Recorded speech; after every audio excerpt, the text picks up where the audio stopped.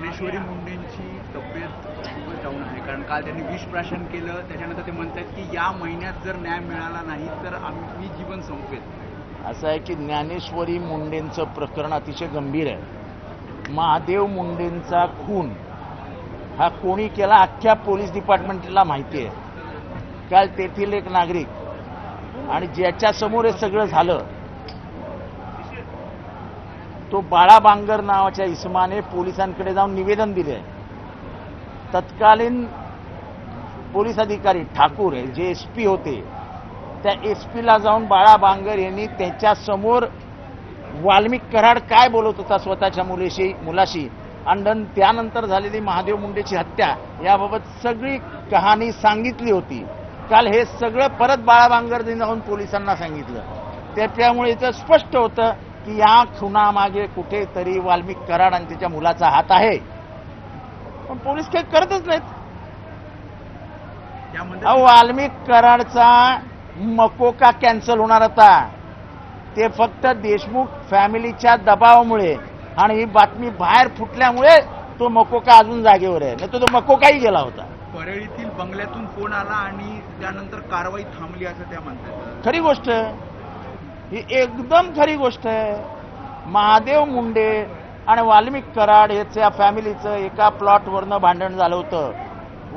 आपला महादेव मुंडे हा प्लॉटिंग करून विकायचा. मला महादेव मुंडेला मी चांगला ओळखायचो आणि त्याच्यानंतर त्या प्लॉटमध्ये झालेल्या घासाघिशीत त्यांच्या कुटुंबियांना वाटलं हा फारच जास्त शहाणा समजतो, विकेट.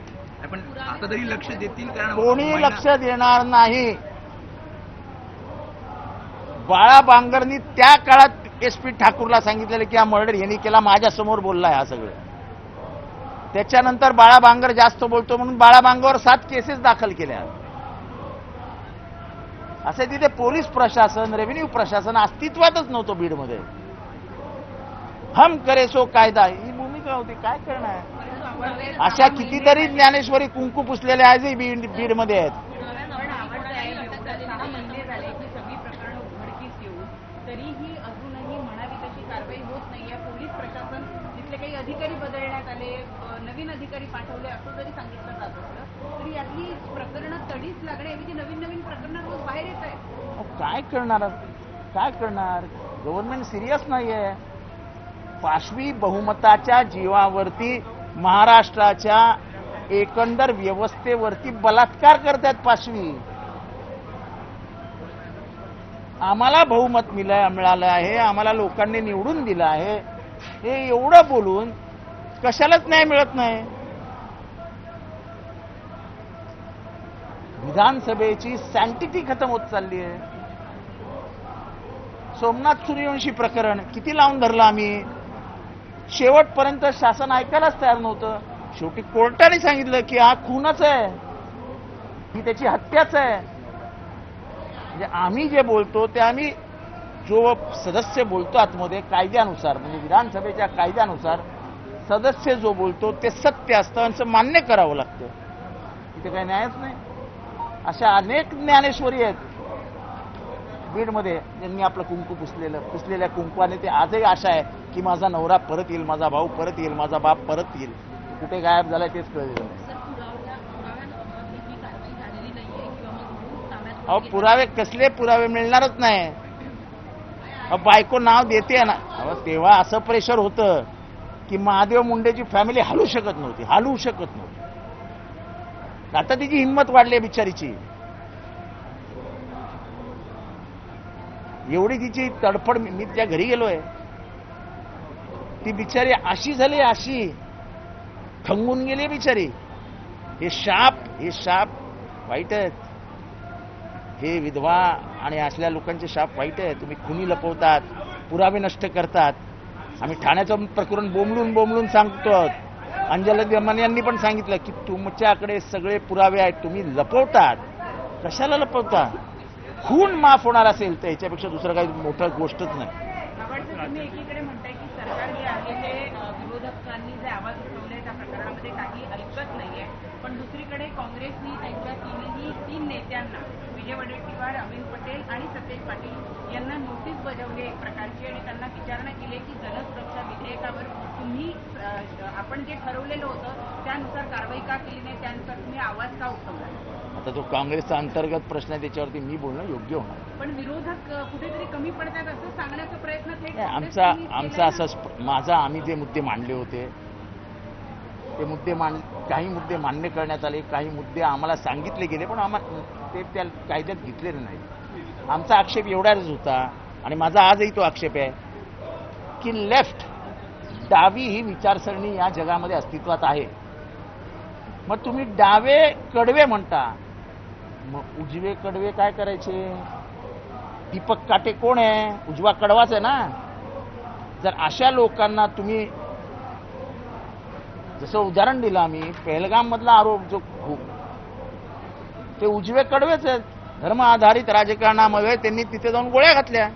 हे असे उजवे कडवे हे जगभरात अस्तित्वात आहेत. मग फक्त डावे कडवे कशाला? आणि संविधान न मानणारे भारतात कितीतरी जण आहेत, अगदी स्वातंत्र्यानंतर न मानणारे आहेत, ते नेमके उजवेच आहेत.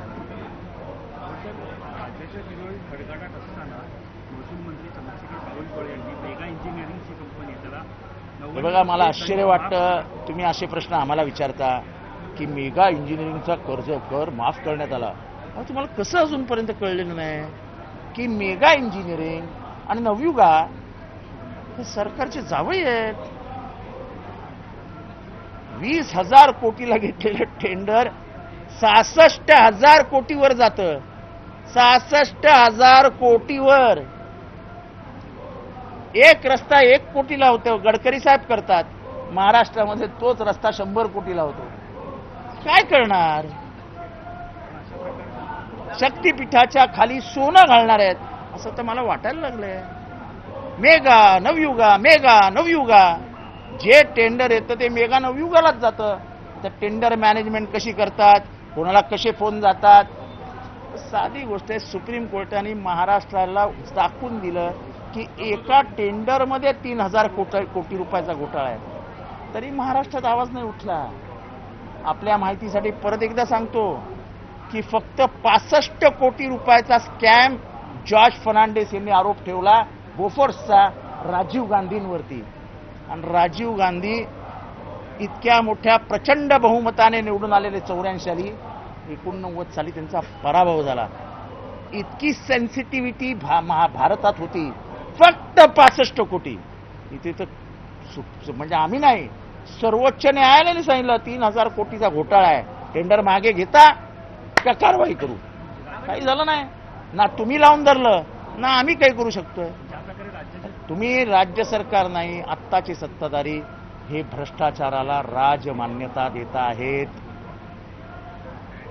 तुमच्या समोर आलो ना तर म्हणजे बावनकुळे साहेब अतिशय चांगले मंत्री आहेत. मी ओपनली बोलणारा माणूस आहे. त्यांनी असा प्रकार केला असेल याचा अर्थ मेगाची पोच कुठपर्यंत येते बघा. कारण का तुमचा जो स्कॅम होता कुठला इलेक्शन बॉन्ड प्रकरण, त्याच्यामध्ये कोण होतं? मेगाचे संबंध कुठे होते? किती रुपयाचे बॉन्ड होते? 900 कोटी रुपयाचे बॉन्ड. 900 कोटीचा बॉन्ड घेणाऱ्या माणसाला काही माफ होऊ शकतो. त्याला ह्या महाराष्ट्रामध्ये गेल्या वर्षभरात कमीत कमी 5 लाख कोटीचे टेंडर मिळाले. 5 लाख कोटीचे. मुंबईमध्ये एका ओला उबरच्या ड्रायव्हरनी त्याच्यासोबत पिस्तूल बाळगली होती आणि त्या पिस्तूलला दाखवून त्यांनी प्रवाशाला धमकावण्याचा प्रयत्न केला. ते केलं असेल तर त्याला टाका जेलमध्ये आणि फेका आतमध्ये. त्याच्यात काय? परंतु एक सर्वसामान्य टॅक्सी ड्रायव्हर किंवा ओला उबरचा ड्रायव्हर त्याच्याकडे पिस्तूल आली कुठे? हा अत्यंत गंभीर प्रश्न आहे. म्हणजे शासन लायसन्स देत असताना कुणाकुणाला लायसन्स देत आहे, कशा पद्धतीने लायसन्स देत आहे? एका बीडमध्ये 3,000 लायसन्स दिले होते. एका बीडमध्ये. ठाणे आयुक्ताला कोणाला लायसन्स दिलेत मागच्या काळामध्ये तपासून बघा. यावेळेसच्या आयुक्तांनी अतिशय स्ट्रिक्ट केलंय. आता जे डुमरे नावाचे आयुक्त आहेत अतिशय स्ट्रिक्ट केले. पण त्याच्या आधीच्या 10 वर्षामध्ये कोणाला लायसन्स दिलेत याची श्वेतपत्रिका काढावी ठाणे पोलिसांनी. 15 लाख 25 लाख 30 लाखाला लायसन्स असे मिळत होते. असे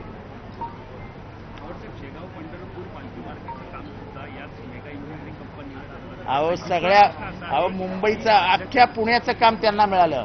राज्याच्या तिजोरी खडखडत असताना अशा प्रकारे दंड माफ अहो तो जावई हो. मेगा आणि नवयुगा आता महाराष्ट्राचे आधुनिक जावई आहेत. जावयासाठी सासरे पायघड्या घालतात.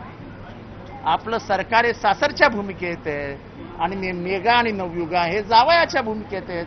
जावई मजा करतायत, तुम्ही बसा बोंबलत. पडळकर असं म्हणाले काल की जर गाडी समोर जर कोणी येईल तर मी असाच दरवाजा उघडणार. मला त्या माणसाबद्दल काही बोलायचं नाही आहे. दरवाजा उघडला, मालाला कमी लागलं, पण ज्या संतोष देशमुख यांची हत्या झाली होती त्यांचा भाऊ माझ्या बरोबर होता. सर्वात जास्त इजा त्याला झाली. आणि हे वाक्य तुम्हाला शोभतं तर चालवा टीव्हीवर की अशीच गाडी अंगावर घालू कोणी आलं तर. चांगलं आहे. काल पुन्हा एकदा आम्ही पामर आहोत, गरीब आहोत. आम्ही सत्तेत नाव आहे. सत्तेतला माल दिसतोय आम्हाला. आम्ही रस्त्यावरून येत असताना आम्हाला शिवी द्यायची, आम्ही चालत असताना आम्हाला शिव्या द्यायचा. चालेल बाबा, तुम्ही सत्तेत आहात, खाऊ आम्ही शिव्या. आता शिव्या देणं हे जर विधानमंडळ परिसरामध्ये मान्य असेल तर अध्यक्षांनी त्याला आता पार्लमेंटरी लँग्वेज म्हणून मान्यता देऊन टाकावी.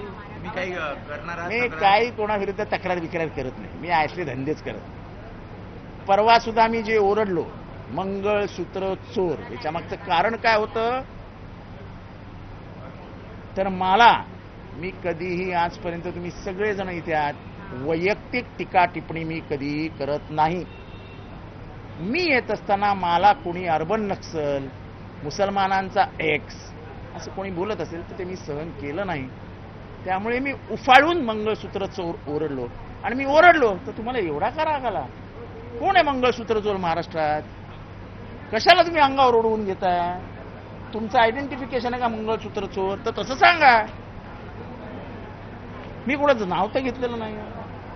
आणि गाडी अंगावर मारून टाका आम्हाला. गाडी अंगावर घालू नका. पिस्तूल आणा, विधानसभेच्या बाहेर येतो, गोळ्या घाला. आम्हाला काय, आम्ही त्याच्यासाठी तयारच बसलेलो आहोत. मरणाला कोणी घाबरत नाही आम्ही. आणि 5-25 पोरं घेऊन फिरण्याची माझी सवय पण नाही. मी एकटाच असतो बाजारात. काल देवळीमध्ये पुन्हा एकदा मनसैनिकांनी एका मारवाडी दुकानदाराला मारलेलं आहे, कारण त्यांनी मराठी माणसाचा अपमान करणारं स्टेटस ठेवलेलं. या विषयावर मला काहीही बोलायचं नाही.